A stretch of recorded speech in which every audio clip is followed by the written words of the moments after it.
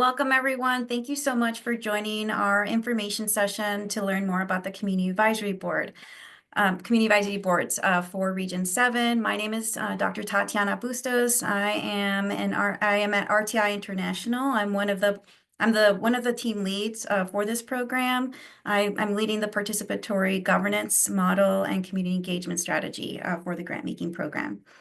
I'm also joined with folks who are on our team, including Jackie Mungo, Crystal Lee Powell-Jackson on the reviewer team, and we'll be joined by others, and their deputy director, of course, Tony Jones, who will be fielding some of the questions that you're sharing in the background.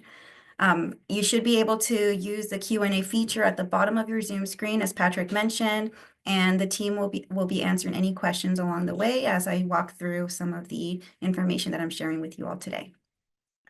So as I mentioned, we are here to talk about the Community Advisory Board. I'll share a little bit more about RTI in just a moment, but wanted to start with our objectives for today.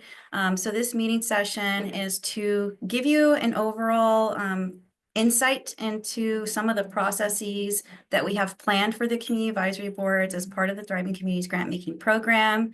We're really trying to outline some of the ideas that we have incorporated as to build this model out and give you more understanding on some of the decisions that we're making to ensure that community members who face environmental issues are part of the decision-making table of the program. So just want to mention our overall goals for today's call. I am going to walk you through just a really brief overview on the Thriving Communities Grant Making Program. If you're interested in learning more about this program, we have lots of great sessions. If you can go back to the prior slide, there we have lots of great sessions that go really deeply into each of the details for the grant making program, the application process, and Laura will be sharing the link to our website and YouTube if you're interested in learning more. Today's focus is really on the overview of the participatory governance structure, which entails the community advisory boards. I'm also going to provide the criteria that we're using, the overall recruitment process, and some details on the roles and responsibilities that you can be expected to participate in as part of the community advisory board. And then we have about 15 minutes at the end of the session for any questions that you might have after presenting some of the information. Okay, next slide, please. So just to start with the overview of the EPA Thriving Communities Grant Making Program. Again, very, very brief overview. And this starts with who we are as an institute at RTI International.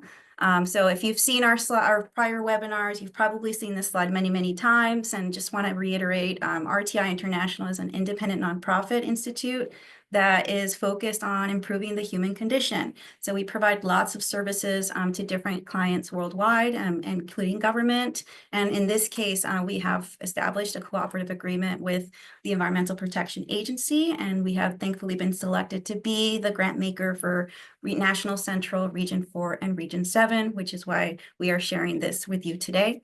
And with Region 7, we serve Nebraska, Kansas, Iowa, Minnesota, and 9 tribal nations, as well as other tribal communities and Indigenous people in that area. The project itself is led through a team at RTI called Transformative Research Unit for Equity, or what we call TRUE. And our work is really focused on transforming how we do our work to ensure that it's reflecting the needs of communities in the best way possible, reimagining systems to really advance justice work.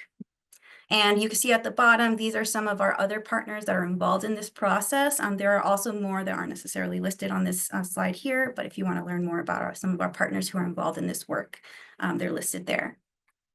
So that's a little bit about who we are as an institute. We've been selected as grant makers, and now the connection to this program, EPA Thriving Communities Grant Making Program, is serving these 3 objectives. The first is to support capacity building through assessment, planning, and project development. And so we're really trying to support community-based organizations and others who are addressing environmental concerns through different tiers of funding that I'll share in just a moment. We're also meeting the objective of increasing efficiency and reducing barriers to the overall grant-making process. And so that's one of the streamlined approaches to our grant-making strategy, is making sure that the application process isn't burdensome, that it's able to accommodate you and the needs that you or accommodate your time and availability, as well as reflect the project needs in the best way possible. And the other component or objective of this program is to encourage meaningful involvement of community members in decision-making that may affect their communities. And so and highlighting this in lots of different ways with the community advisory boards, but also with our peer reviewers, tribal liaisons, the partners that we're engaging throughout this work, is really trying to bring this objective to life to encourage meaningful engagement along the way. And then the other thing I'll just reiterate that at the bottom, you'll see, and I'll call your attention to it, that this is a cooperative agreement between RTI International and EPA's office. And so this program has been created through the Inflation Reduction Act. And so just want to make sure to call your attention to that. Okay. So types of opportunities, funding opportunities that are available to you. Again, I won't go into too much detail. I just want to give you some context about what's available. There are lots of detailed webinars to walk you through how to apply to each of these funding opportunities. And so we have different tiers that are competitive that you see here, and we also have a non-competitive scale of funding. And the overarching goal to these funding opportunities is to provide support for different types of activities. You can see some listed here that may be research, partnership building, public outreach and education, or other needs that may demonstrate a certain opportunity to set up your organization for capacity to apply for future grant opportunities. And so again, the links that were shared in the chat will give you a deeper insight into whether you're eligible for the different types of tiers, how to apply for the different types of tiers. And so I just want to make sure to point you to that direction if that's something that you want to learn more about. The other piece of the program that I want to provide an overview on are some of the submission and review timelines. And so this grant funding opportunity is accepting applications on a rolling basis.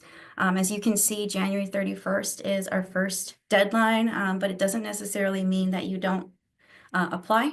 So it's accepted on a rolling basis. Our next timeline will be April 30th. And you can continue to submit applications prior to that. You could also obtain technical assistance through Region 7 Heartland and things like that. So just keep that in mind, that this is a rolling basis that we're willing to consider the application before April 30th. The overall process of these application reviews is that it begins with an initial administrative review, and then a community-guided decision process. And so for that last line with those 4 words, that's where their community advisory board structure really comes into play, because they are guiding us in determining which grants will be awarded. And so that's why they play such a really powerful role in this application process. Okay. And so that brings me to the community advisory board structure. So what is participatory governance? What are we really talking about when we're guiding our decisions with communities? And so with participatory governance, we're really trying to position communities as decision makers. And so that's something that we're trying to bring to life with our transformational approach to grant making.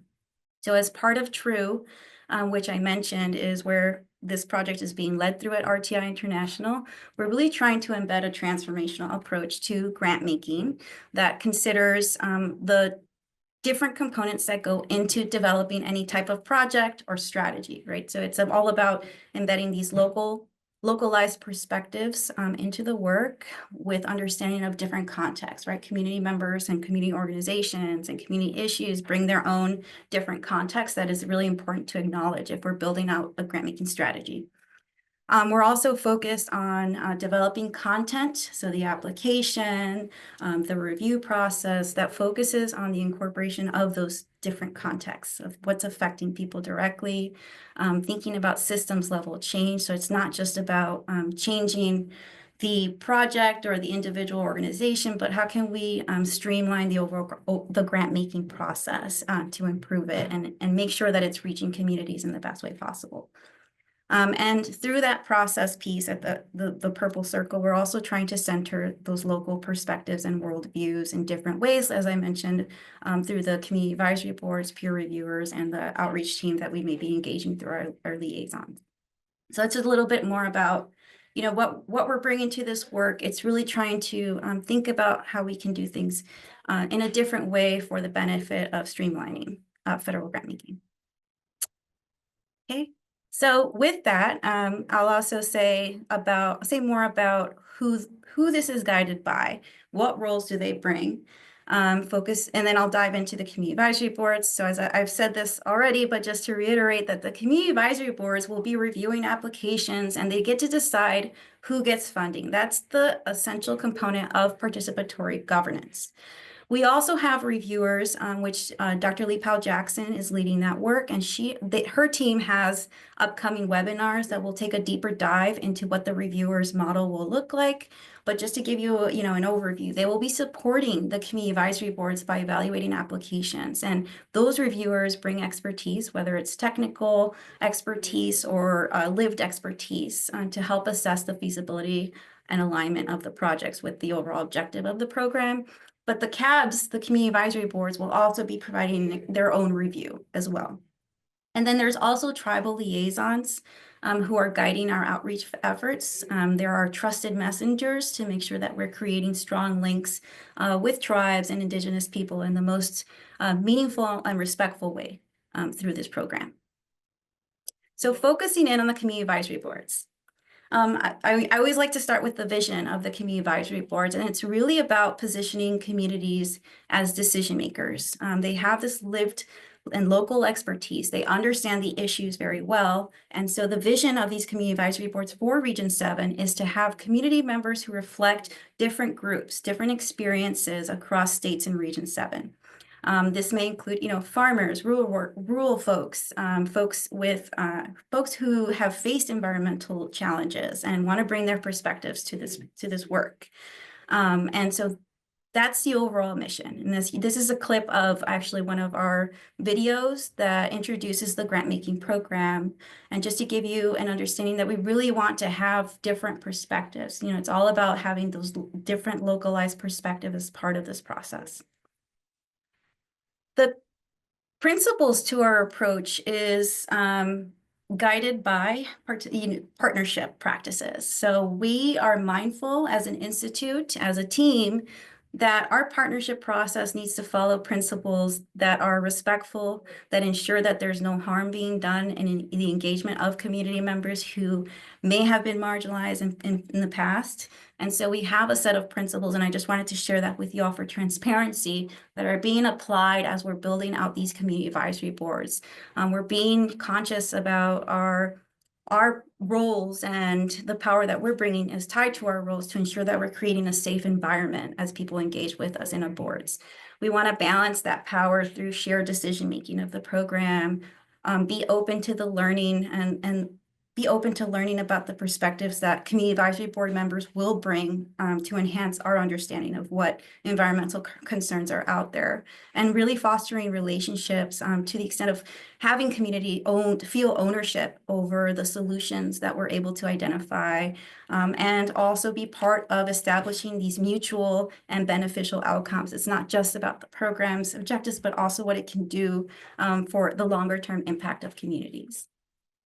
So that's a little bit more about the principles that tie into our transformational approach to grant making. Now, when we position this with the grant making program, right, there's a review process that the community advisory boards are engaged in. So as I said very briefly, there's an initial administrative review that happens after you submit your application. And so this is just kind of walking you through what the steps are, what happens to your application after it gets submitted.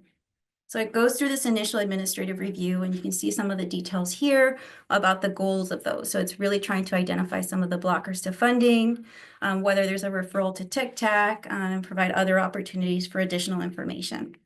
Then it goes into this external review process, which connects to the reviewer team that Dr. Lee Powell Jackson is going to talk about more in detail next week, that will evaluate project feasibility, the likelihood of success, and it also provides a technical review of Tier 2 and Tier 3 applications. The non-competitive applications will move directly to the community advisory boards. The one I want to call your attention to that's highlighted in blue is the community advisory board determination. And so it's called determination in a very important way. So because they will ultimately be making decisions. They will have the opportunity to review applications. They will take consideration of the external reviews that are provided, but they will provide their own review and assessment.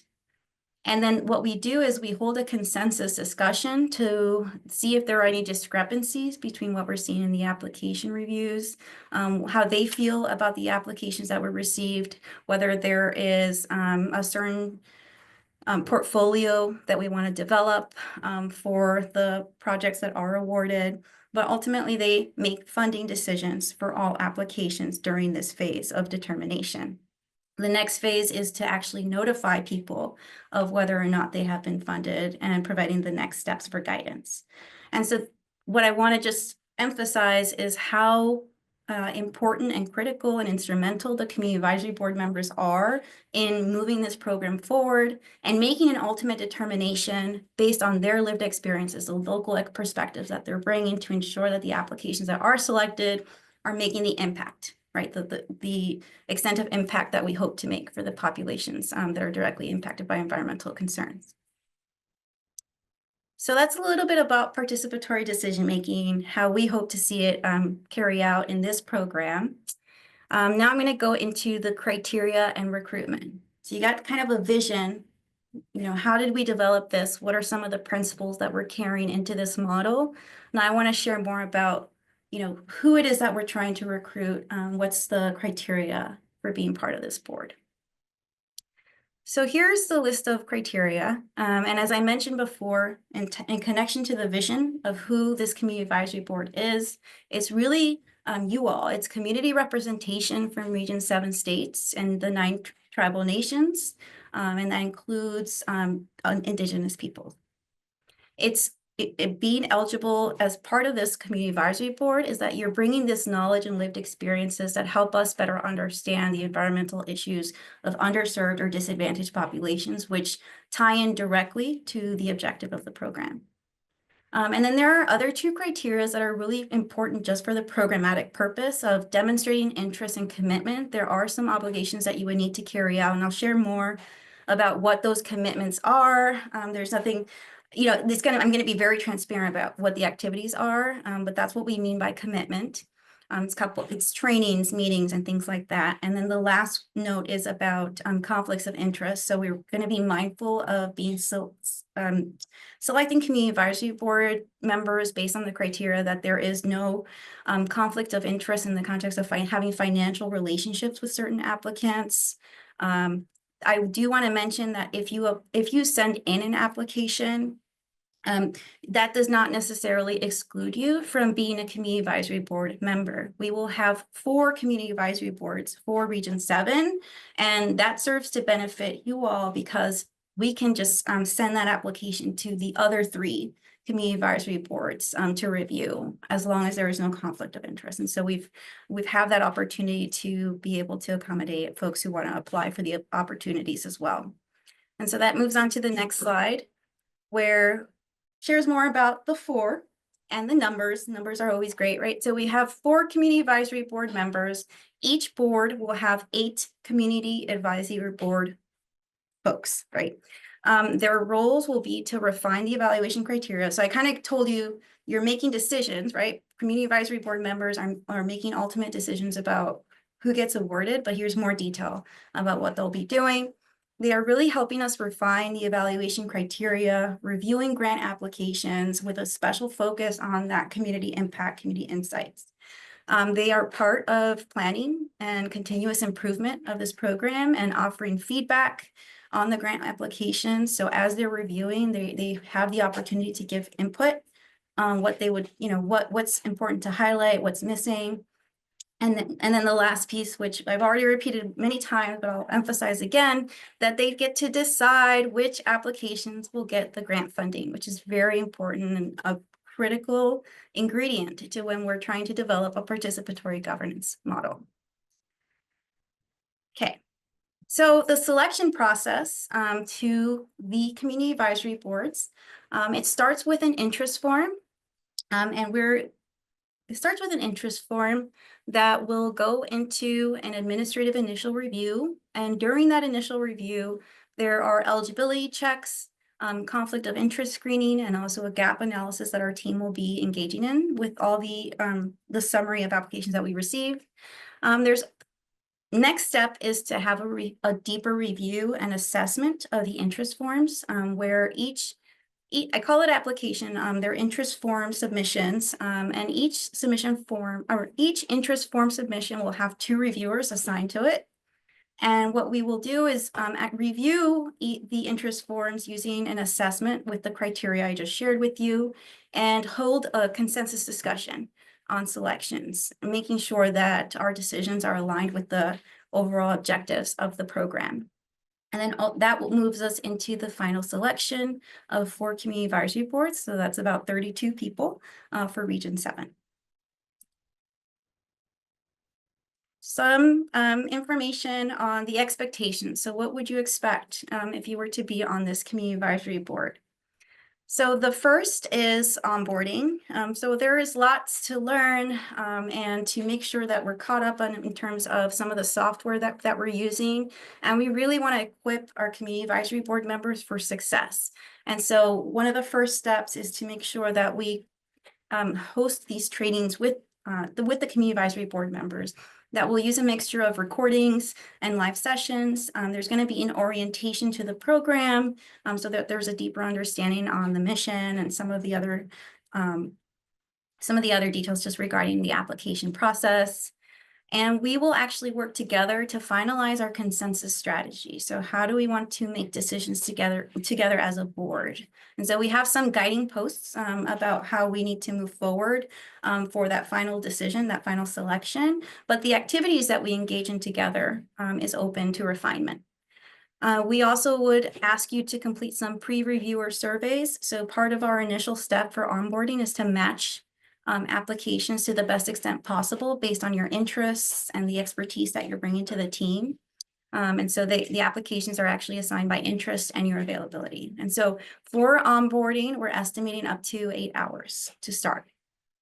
The next level of responsibilities or activities begin with the actual review process and then the determination. And so these 2 activities will be happening on a quarterly basis. And so it connects back to that review table that I was walking you through earlier. For the Community Advisory Board review, there will be primary and secondary reviews for applications. You would also be provided with the external reviews, and so that you'll get a summary of what the external reviewers provided. And then the Community Advisory Boards complete their assessment of the application.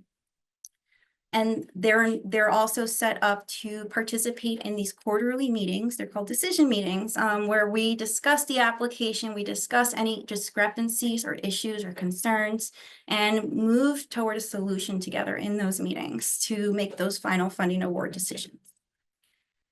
The determination isn't necessarily an additional meeting, but it's just what we would do internally to move next, to move our determination into action. So we would provide recommendations based on any feedback that the community advisory boards share and make announcements for the funding decisions that are provided to the applicants. Okay. Thank you, Patrick. All right, so some of the expectations in logistically speaking relates to time commitment and compensation. So time commitment, you already saw a little bit about that. The onboarding, about 4 to 8 hours. The meetings, quarterly meetings to review these applications and make funding awards. This includes the review of applications before meetings. And the length of service. So we are hoping for folks who can stay with us longer term, at least a 12-month term to stay with us for the first full cycle of the program. But of course, we're open to discussion. And then compensation. So we believe that community members' expertise deserves to be compensated, of course. And so each community advisory board member will be offered $200, and that includes the quarterly meetings, the all that time and effort to getting equipped to be successful in this process. That includes application review as well. I think there's one more thing I wanted to say about that slide. If you could go back 1 second, sorry. I just wanted to make mention, if you recall when I said commitments, like the eligibility criteria, you have to be willing to commit. These are the commitments that we're talking about. Being able to attend the meetings, being able to complete the onboarding, and agreeing to the length of service. I just want to make mention of that. So we are also considerate of the fact that, community members don't work with us. This is a new institute. This is a new space, new environment. And so we want to make sure that we share resources, share capacities for our community advisory board members to make informed decisions. And that entails providing training and oversight for technical questions that they may have related to the program. We're also going to be providing logistics to facilitate meeting notes, the consensus discussions, access to folders, and scheduling. So we have a community advisory board coordinator who will be helping us with that and helping with community advisory board members directly. We will also be providing folks with access to platforms that are necessary to complete the reviews and the trainings. And as lead of this team, I'm also making sure that you have support in any conflict resolution to ensure that our meeting flows effectively, that we're using our time with respect to one another. And so that's also support that we're going to be providing in this process. So I'm sure the pressing question is, how do I sign up? Hopefully, we are providing folks with the subscription form to stay aware and updated on the form once it is released. And so if you actually take a picture of this QR code and join, this helps you stay connected to our ongoing updates. And so once we have updates on when the interest form can be released, you'll get notification in this way. And so here's the website. All you have to do is check the box for the opportunities that you would like to be interested in. There's community advisory board in particular. There's also reviewing applications. So if that's an opportunity that enticed you today, that's another way of staying connected for those updates. Okay, so that is it, and we can open up for some questions. The first question is, what kind of expertise are you looking for?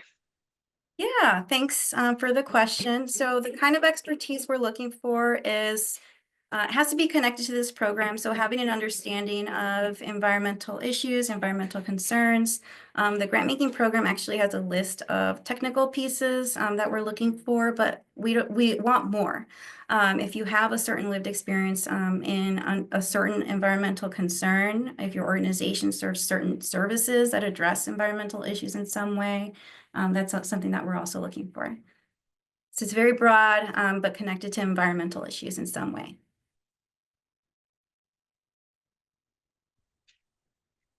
Okay, next question. Is the interest form available now, and what is your expected timeline for accepting applications and making your decision on CAB members?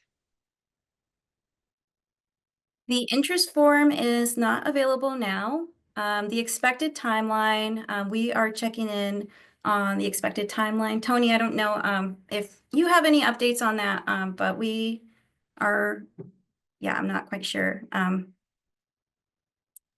Hi, Tatiana. Thanks so much. What you said is correct. So we are still working towards the targeted dates that align with the application cycles that Tatiana showed in the earlier slides, and we will provide updates as they become available that may impact those timelines. Thank you.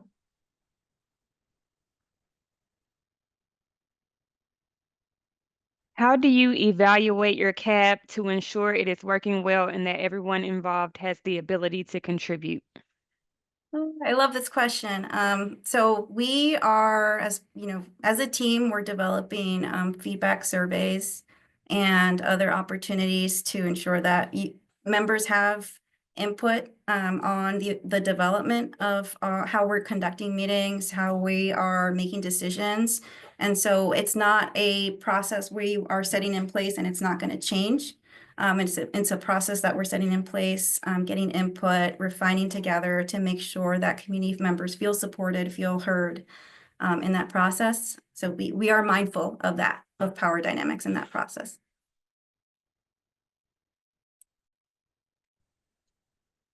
Are you anticipating changes to the funding available given the now rescinded OMB memo?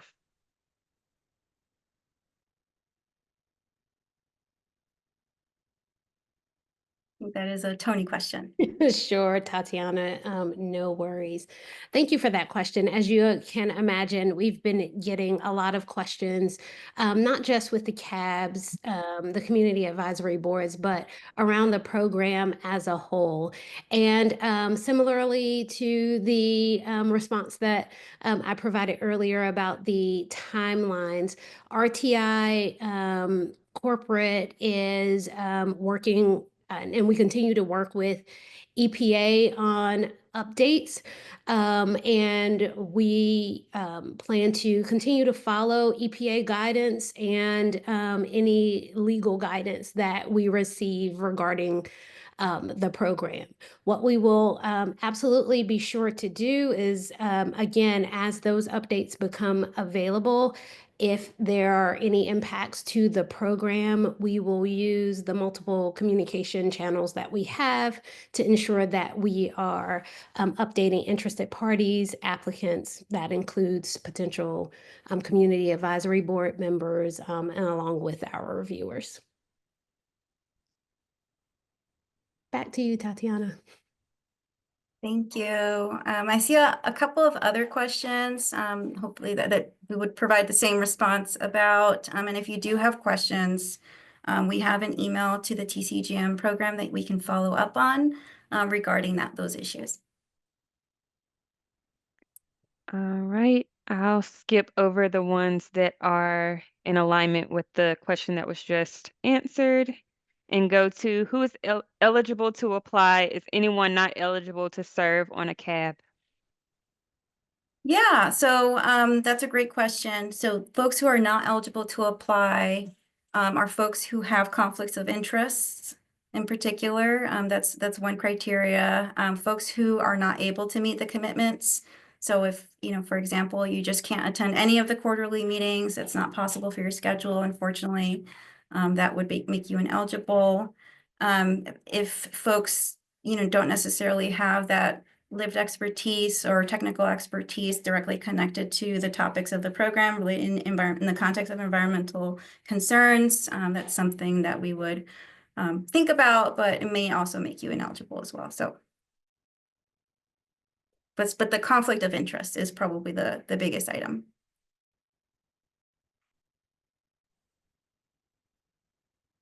Will the CAB member names be made public or perhaps at least their general locations? Yes, so that is an important question. We are being mindful of whether the community advisory board members consent to making their names public. There are, of course, other ways to showcase the community advisory board members by states or by certain categories if they wish, but it would be something that we would agree together. Not something that we would set. It was something that we want to make sure that people feel comfortable with whatever way that we showcase their identities. How long does it take for the applications to get to community advisory board's review and approval?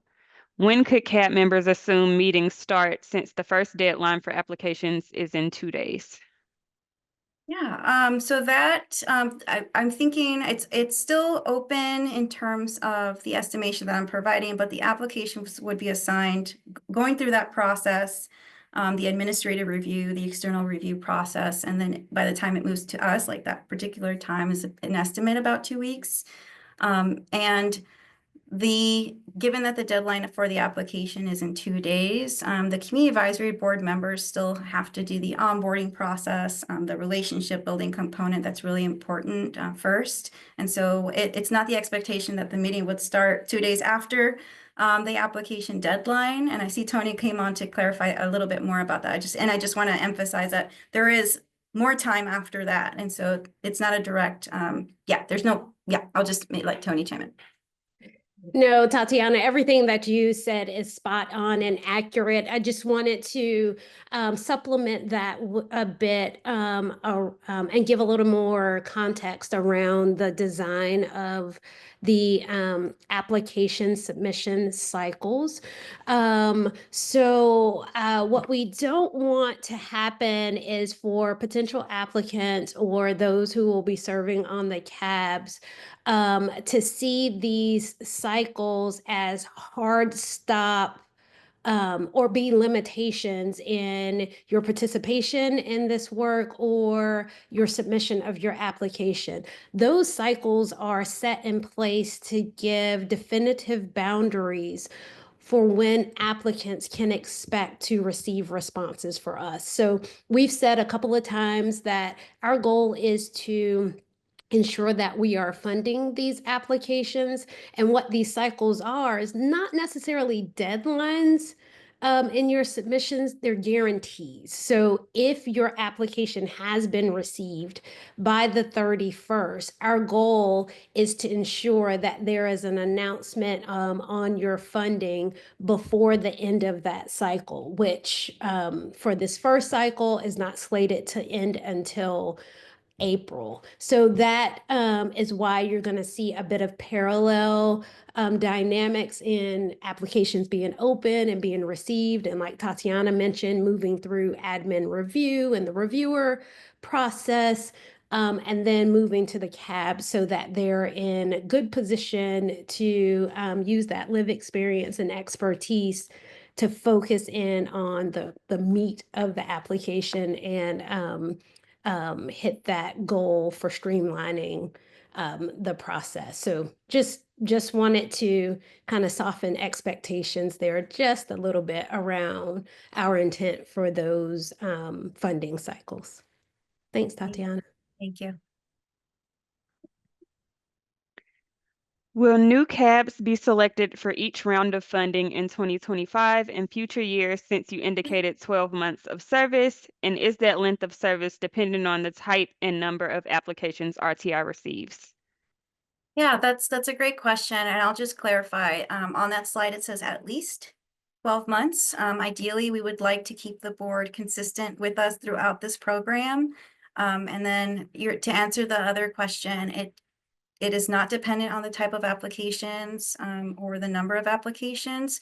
We are seeking to fill 32 seats for 4 community advisory board members that are reflective of the communities in Region 7 states and 9 tribal nations and Indigenous folks. So it is not at all informed by that. So we are, and I see the other question, but I won't jump, but yeah. So I just wanted to clarify, we would love to have folks with us throughout the 3 years of the program. Additionally, how will RTI handle technical heavy applications with CAB members who may not have the appropriate technical experience? Yeah, so that is another great question. And so some of the strategy that we've incorporated into the review process, and I'm actually going to invite Dr. Lee Powell-Jackson to share more, but just to give you some insight, is to make sure we are very mindful of not overburdening our community advisory board members with all the technical details, and that's some of the advantages of having this external review process. And then Crystal, I don't know if you want to share a little bit more about how you're handling the technical piece. Yeah, thanks for pinging me on that. So the plan is for the external reviewers, and we'll be looking for reviewers that not only have lived experience with environmental issues and public health issues, but also folks with technical expertise to support the CABs when it comes to evaluating, are the proposed projects feasible within the budget and those sorts of activities. So the external reviewers will be supporting the CABs in evaluating those. Thanks, Crystal.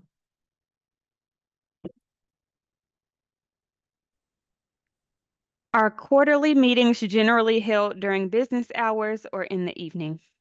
You want to answer that one, Jackie? As of right now, they'll likely be during business hours, but it's likely dependent upon availability of the CAB members. So we will take into consideration when the selected CAB members are available to have their meetings. Next question. You mentioned that individuals applying for grants and serving on a CAB will not have a conflict of interest. So it sounds like they want more information about that. Yeah. So we have lots of screening processes in place for conflict of interest. It's actually in different phases of this project. And what I wanted to clarify is there are 4 separate community advisory boards for Region 7. So they are part of Region 7, but they are working separately in their decision-making process. So if you are part of Board 1, you are not involved in the decision-making that happens in Board 2. And so that gives us the opportunity to mitigate that conflict of interest where the application can be moved forward to the other community advisory board that doesn't present any issues. I forgot the other part of the question. Let me just review it really closely. Could you repeat it, Jackie? The conflict of interest. So I think hope that clarifies. And so you do get insights into, that's actually an advantage. You get insights into how applications are being reviewed as a reviewer as well, as a CAB member. But ultimately you don't see your application, you don't see how it gets reviewed. The evaluation criteria is something that is connected to the objective of the program. So that's how we are navigating the conflict of interest. So that's right. I just wanted to clarify some of the technical pieces on how we're making sure that it doesn't present a concern.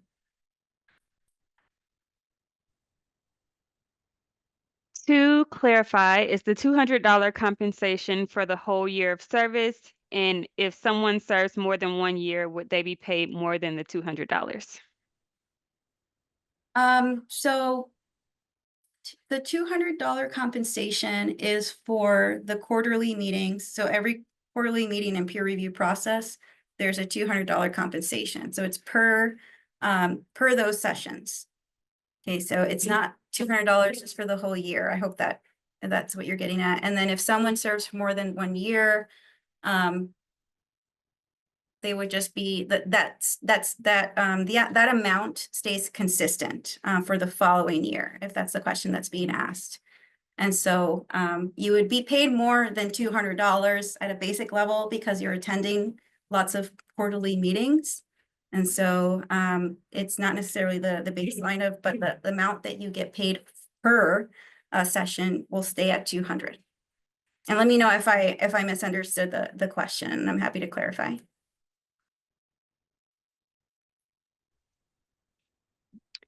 More specifically, will the technical reviewers need to be licensed or certified? That is a really great question. And I just want to make sure, Crystal, I'll throw it at you, but I just want to make sure that it's clear that the technical reviewers are separate from the community advisory boards, community advisory board review process. And so, Crystal, I just want to make sure to mention that. Yeah, thanks. No, they do not need to be licensed or certified. It's exclusively on experience. And so we are still building out the process on evaluating those technical expertise, but we're planning on bringing, as reviewers apply to and express interest in being reviewers and providing the expertise that they have, we'll be able to match them to as technical reviewers. So no certification required, no licensing required, strictly based on experience.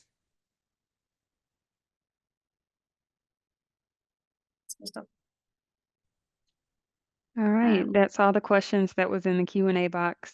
If there are any additional questions, feel free to drop them in. Yeah. And thank you, Lindsay. I'll make sure that tells me I need to clarify my slides. So thank you so much for confirming that it was helpful.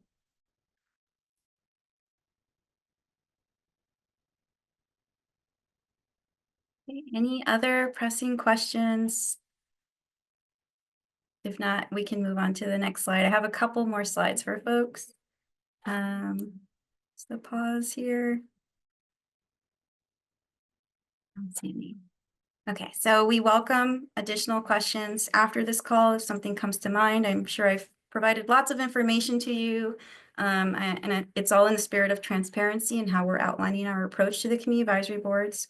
If you are continuing to ask yourself, how will I ever get access to this form?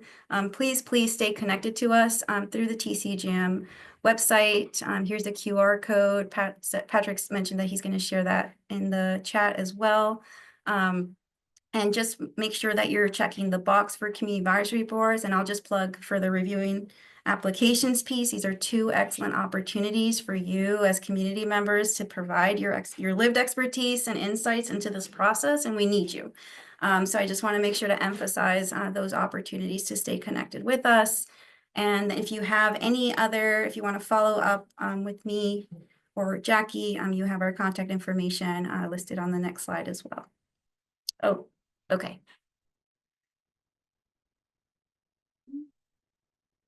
All right, and if I'll just stay here for any additional questions. But thank you so much for your time, and thank you for your questions and your interest and engagement. I hope to work with you on this. I see your message. We'll make sure that the form gives you a confirmation. So if there are any errors, please also let us know. It should be letting you know that you've signed up. But thanks for letting me know, Darren. Have a great week.